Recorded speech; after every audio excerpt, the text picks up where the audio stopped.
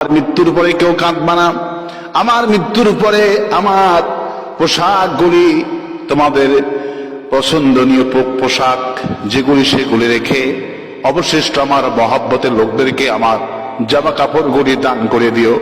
আমার যতগুলি তাফসির আমি পড়ে পড়ে সারা দুনিয়ার মানুষদেরকে আমি তাফসির শুনিয়েছি, এই তাফসির বইগুলি আলমারিতে খামাখা না রেখে দারুল কোরআন সিদ্দিকিয়া কামিল মাদ্রাসা খুলনাতে সেই বইগুলো অফ করে দিও, কারণ বইগুলি খালি খালি আলমারিতে রেখে কোনো লাভ হবে না।